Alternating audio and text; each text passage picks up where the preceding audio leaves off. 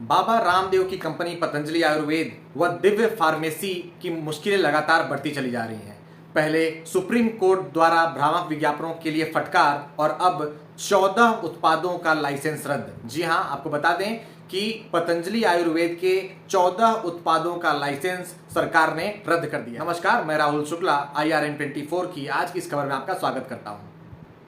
आपको बता दें कि पहले ही सुप्रीम कोर्ट ने पतंजलि आयुर्वेद के विज्ञापनों पर संज्ञान लेते हुए यह कहा था कि पतंजलि आयुर्वेद अपने उत्पादों के लिए भ्रामक विज्ञापन कर रही है, जिससे लोग भ्रम में आकर उत्पाद खरीद रहे हैं।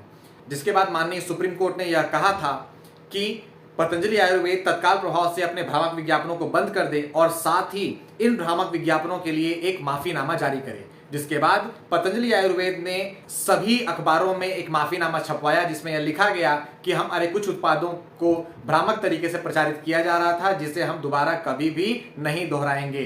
पर सुप्रीम कोर्ट इससे खुश नहीं हुआ और वहां से जो जवाब आया कि जो विज्ञापन का जो साइज पतंजलि आयुर्वेद के द्वारा हुआ करता था और जो माफीनामा छपवाया गया है, दोनों के साइज में काफी अंतर है। फिलहाल आपको बता दें कि जो खबर अभी जानने वाली है वो यह है कि सुप्रीम कोर्ट के आदेश को संज्ञान में लेते हुए उत्तराखंड सरकार ने पतंजलि आयुर्वेद की 14 उत्पादों के लाइसेंस को रद्द कर दिया गया। जी हां, पतंजलि आयुर्वेद के लिए दिव्य फार्मेसी जो है दवाइयों की मैन्युफैक्चरिंग करती है, उसमें 14 अलग अलग दवाइयों को बनाने का लाइसेंस रद्द कर दिया गया है। उन 14 उत्पादों में खांसी की दवाइयां, बीपी की दवाई, मधुमेह की दवाई, आंख में डालने वाले ड्रॉप सभी शामिल हैं। आपको बता दें कि जिन उत्पादों के लाइसेंस रद्द किए गए हैं उनके नाम हैं स्वसारी गोल्ड, स्वसारी वटी, स्वसारी प्रवाही, स्वसारी अवलेह, ब्रोंकोम, मुक्तावटी extra power, Lipidom, BP grit जो कि बीपी की काफी मशहूर दवाई मानी जाती थी, मधु ग्रिड, मधुनाशनी वटी एक्स्ट्रा पावर, ये भी मधुमेह के मरीज काफी हद तक उपयोग करते थे, लिवामृत एडवांस, लिवोग्रिड, आई ग्रिड गोल्ड, पतंजलि दृष्टि आई ड्रॉप जो कि अमूमन हर घर में पतंजलि दृष्टि आई ड्रॉप डाला जाता था आंखों में। ये सभी 14 उत्पादों को उत्तराखंड सरकार ने इसके लाइसेंस को रद्द कर दिया गया है। इसका मतलब यह है कि दिव्य फार्मेसी अब इन 14 उत्पादों की मैन्युफैक्चरिंग नहीं कर पाएगी।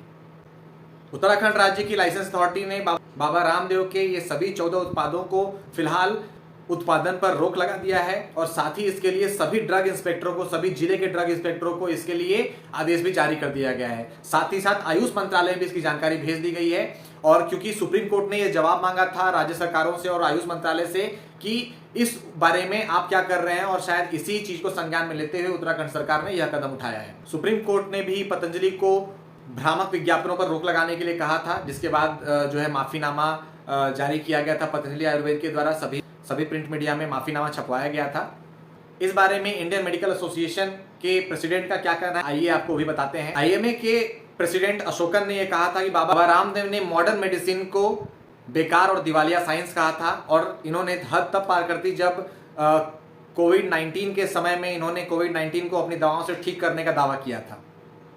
एक इंटरव्यू में डॉक्टर अशोकन ने यह बताया कि बाबा रामदेव ने मॉडर्न मेडिसिन को स्टूपिड बताया था, जिसके बाद IMA ने इसकी काफी विरोध भी किया था। सुप्रीम कोर्ट में पतंजलि आयुर्वेद के मामले में लगातार बहस जारी है। तो हमने 67 अखबारों में इसके माफीनामे को छपवाया है भ्रामक विज्ञापनों के मामले को लेकर।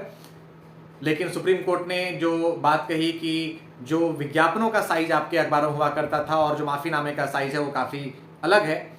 हालांकि सुप्रीम कोर्ट इस पूरे मामले में कहीं पर भी नरमी बरतते दिखाई नहीं दे रही है। अब देखने वाली बात होगी कि आगे पतंजलि आयुर्वेद क्या कदम उठाता है और सुप्रीम कोर्ट में यह मामला किस तरीके से चलता है। ऐसी खबरों के लिए आप लगातार बने रहिए। यह खबर उन सभी लोगों तक जरूर पहुंचनी चाहिए जिनके घरों में पतंजलि के उत्पाद उपयोग किए जाते हैं। नमस्कार।